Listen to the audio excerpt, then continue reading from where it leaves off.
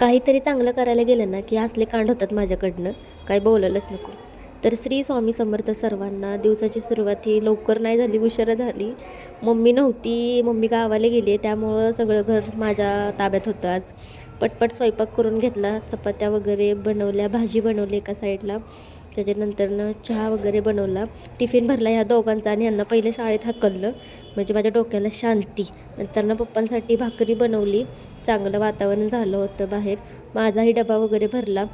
मीही कॉलेजचं आवरलं आणि मी आता निघालेले आहे कॉलेजसाठी. त्याच्या आधी म्हणलं जरा रुमाल घ्यावा, कारण भरपूर सर्दी झाली आहे आणि आवाजही बसलेला आहे, त्यामुळे आवाजही असा येतो. पेट्रोलची कमतरता भासताच गाडी डायरेक्ट नेली पेट्रोल पंपावरती. नाहीतर म्हटलं ढकलाय बिकलाय लागलं आणि ते काय आपल्याला जमणार नाही. क्लासमध्ये आले होते पण झालेला उशीर. माझी वाट बघत थांबल्यात. दुपारी या मॅडम आणल्या, म्हणलं ये बाई जरा तोंड दाखव तुझं. तर लाजते बघा कशी, लाजू नको. नंतर क्लास सुटला, घरी आले. घरी आल्यानंतर मॅडम बघा आल्या होत्या. म्हणलं ओ मॅडम जरा डोकं दाबा आमचं. मॅडम म्हणतात हो ताई दाबते. म्हटलं डोकंच दाब, गाळा दाबशील चुकून. नंतर सगळ्यांसाठी चहा वगैरे बनवला. वातावरण छान झालं होतं.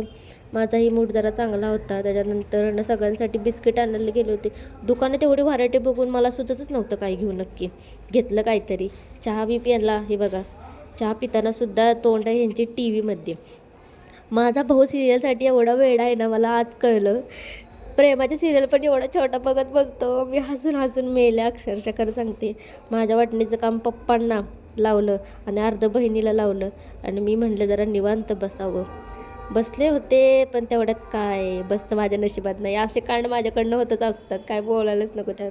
पण माझ्या लाईफमधली ही अशी छोटी मुलगी मला एवढा आनंद देऊन जाते ना, काय बोलायला नको. आमच्या बाजूवाल्या वहिनींची मुलगी आहे, 2-3 दिवस झालं गावाला गेली होती.